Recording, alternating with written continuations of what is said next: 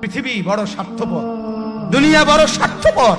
দুনিয়া কাউরে জায়গা দেয় না, দুনিয়া কাউরে জায়গা দেয় না। এত মজবুত পাইলিং করে যেই বিল্ডিং বানাইলাম, দুনিয়া তারে থাকতে দেয় না। যা বেটা যা, যা তুই লাথি দিয়া বাড়ি করে যা, কবরে যা, কবরে যা। দুনিয়া কাউরে থাকতে দেয়।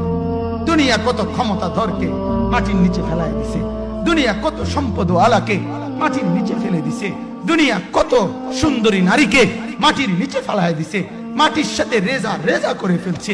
আজ আর চেহারা নাই, আজ আর রূপ নাই, আজ আর যৌবন নাই, আজ আর ক্ষমতা নাই। এমন বাদশা ছিল পৃথিবীতে যার হাতের আঙ্গুলের ইশারায় মানুষের গর্দান উড়াইয়া দিত, যার হাতের ইশারায় উঠত মানুষ, বসত মানুষ। আজ বাদশারা নাই, আজ সম্পদওয়ালারা নাই, আজ মালওয়ালারা নাই। দুনিয়া কাউরে থাকতে দেয় না, কাউরে না দোস্ত, কাউরে দেয় না। দুনিয়া দাদারে আমার থাকতে দেয় নাই।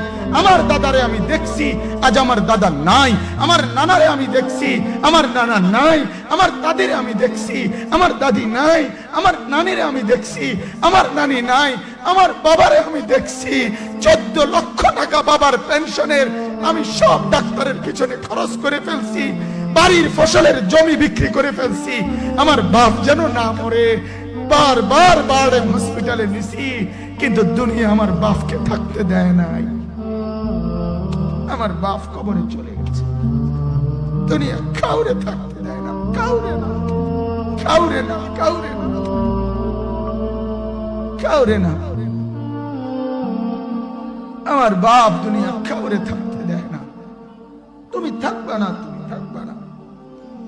দুনিয়ার ধোকায় পড়ো না বাপ, দুনিয়ার ধোকায় পড়ো না। মাকে বুঝান, আজ মারা বেসামাল হয়ে গেছে, আজ বোনেরা বেসামাল হয়ে গেছে, বেপরদার উৎসব তুলে দিছে। এটা যেন আল্লাহর সাথে যুদ্ধ করছে।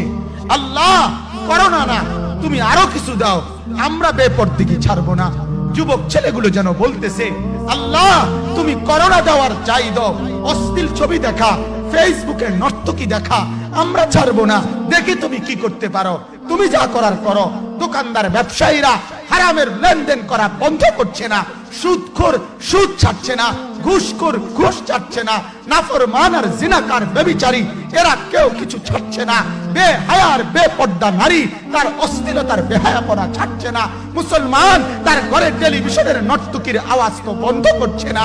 হায় করোনা কিভাবে যাবে, আযাব কিভাবে যাবে বলেন, বলেন, বলেন আপনারা।